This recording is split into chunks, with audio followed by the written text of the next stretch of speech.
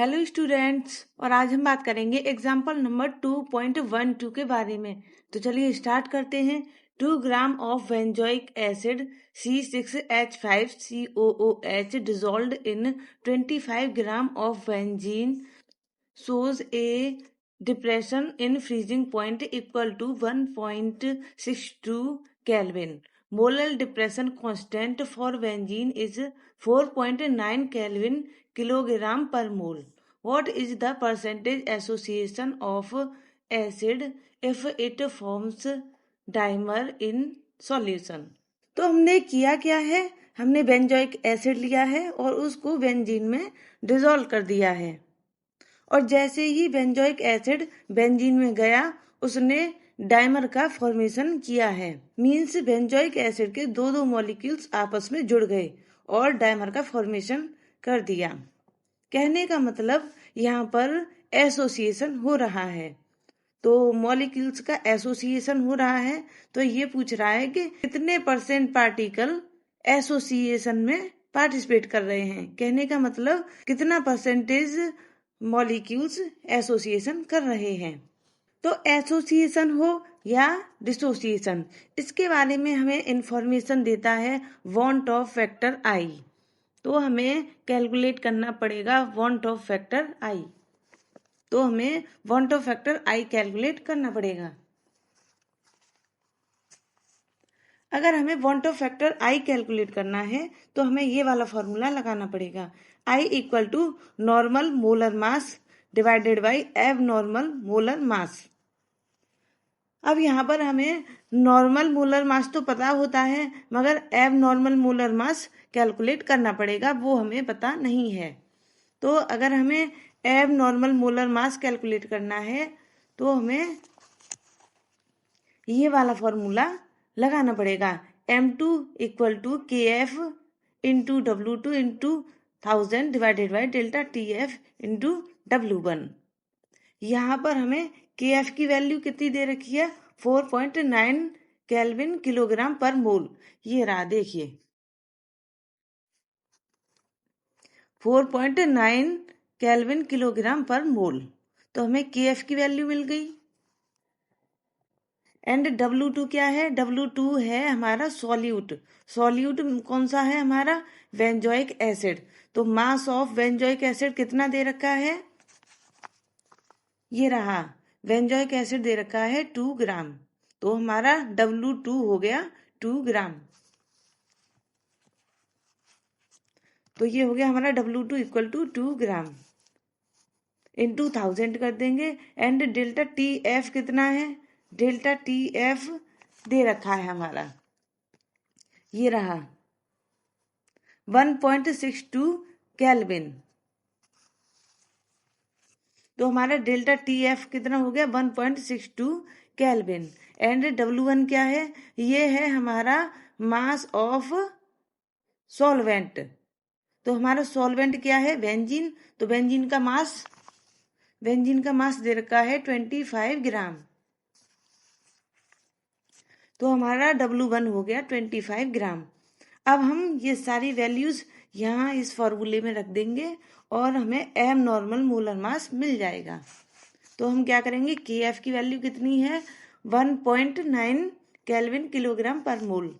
तो यहाँ पर रख दिया 1.9 इंटू W2 कितना है, W2 हमारा 2 ग्राम था, तो 2 रख दिया into 1000 divided by delta TF की वैल्यू 1.62 केल्विन। तो यहाँ रख दिया 1.62 केल्विन इंटू W1 की वैल्यू 25 ग्राम। तो यहाँ रख दिया 25। अब इसको कैलकुलेट करने पर हमें एब नॉर्मल मोलर मास मिलेगा 241.98 ग्राम पर मोल।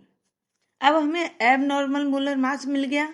अब उसको हम इस फॉर्मूले में रख देंगे, I equal to normal molar mass divided by abnormal molar mass. तो उस फॉर्मूले को यहाँ रखेंगे, I equal to normal molar mass divided by abnormal molar mass. यहाँ पर जो नॉर्मल मास है वो हम कैसे कैलकुलेट करते हैं, वो हम कंपाउंड के केमिकल फॉर्मूले से कैलकुलेट करते हैं।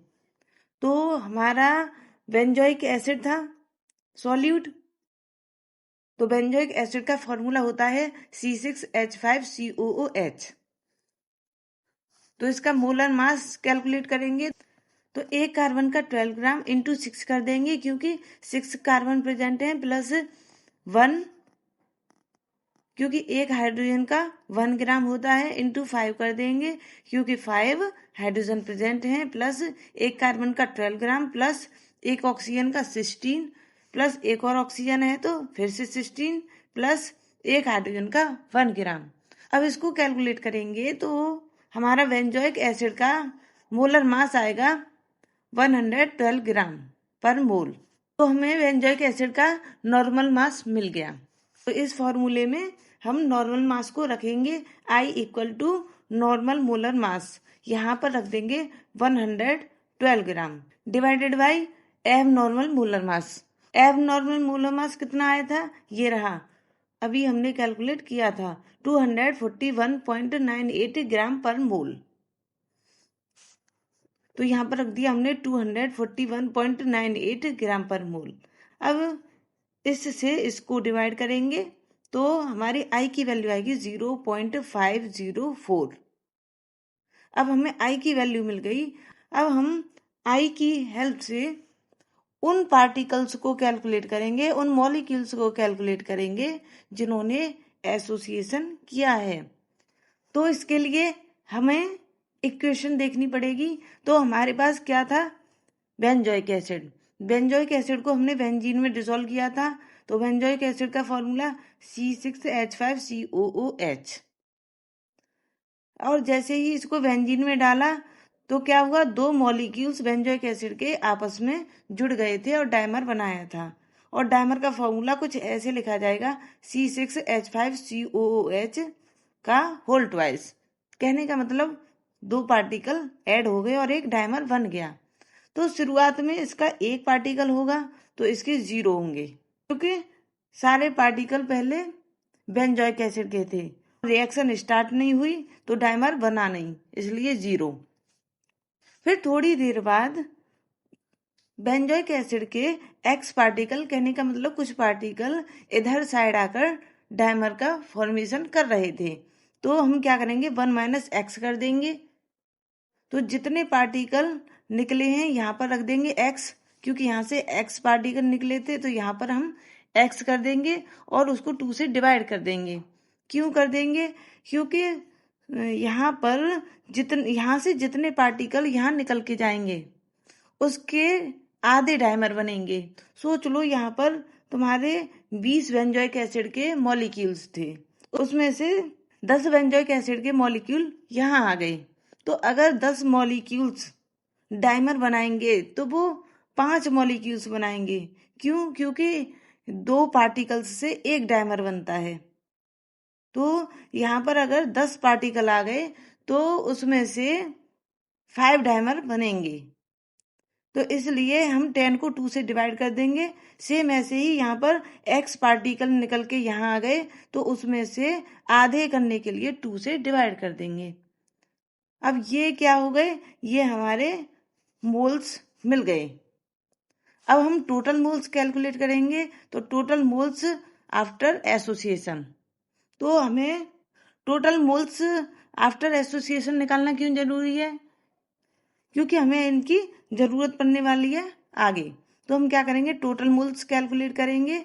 तो ये वाले मोल्स प्लस ये वाले मोल्स, तो 1 - x मोल प्लस x/2 मोल।